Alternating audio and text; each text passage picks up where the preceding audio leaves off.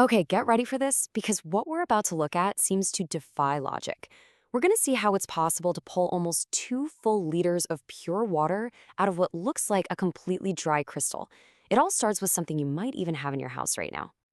Right, so this is Epsom salt. You've probably seen it before. It's just a bunch of tiny white crystals. They look dry, they feel dry, they are dry. There is absolutely zero hint of any moisture here.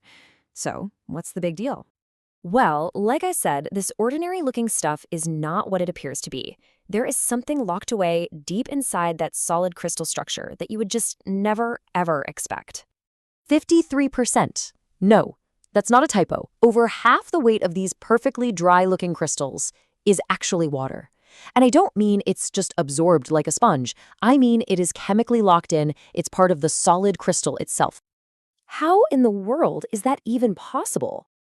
Well, to get our heads around that, we need to take a closer look at what these crystals actually are on a chemical level. The whole secret is right there in its full chemical name: magnesium sulfate heptahydrate.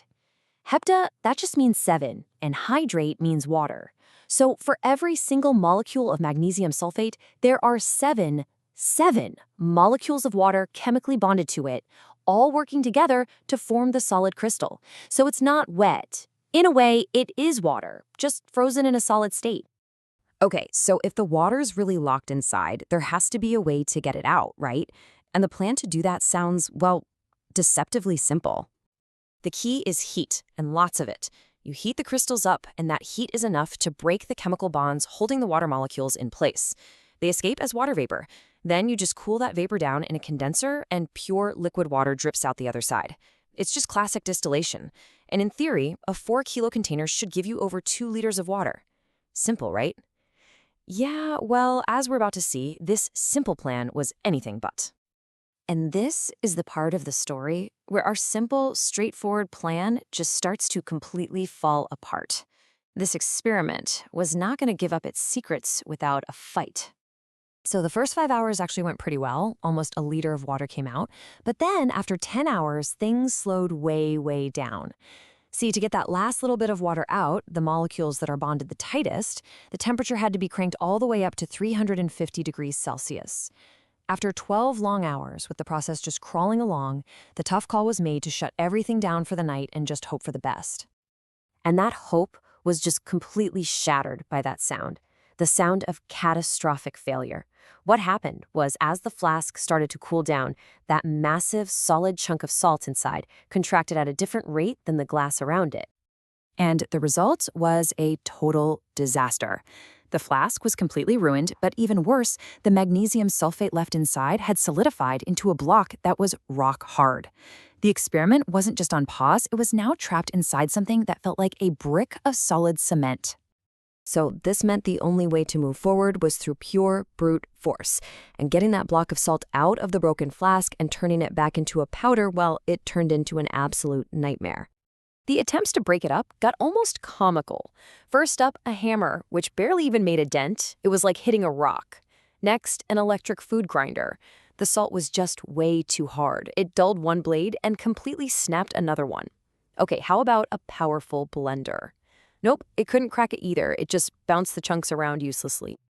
So in the end, after all the power tools failed, the only thing that actually worked was just old-fashioned manual labor, putting chunks of the salt into a big pipe and just smashing them with a smaller pipe. Over and over, for 5 straight hours. Now that is some serious dedication. But all of that grueling, back-breaking work finally paid off. With the salt at last ground back into a powder, it was time for round 2. Time to finally extract those last, stubborn drops of hidden water. This time, there was no messing around. The heat was cranked even higher, all the way up to 400 degrees Celsius, to literally force those last few water molecules to break their bonds and escape as vapor. And the final result was absolutely incredible. The theoretical maximum amount of water you could get was just over 2 liters. The final amount collected, 1,916 milliliters. I mean, after all the setbacks, the cracked flask, the 5 hours of grinding, that is an astonishingly successful outcome.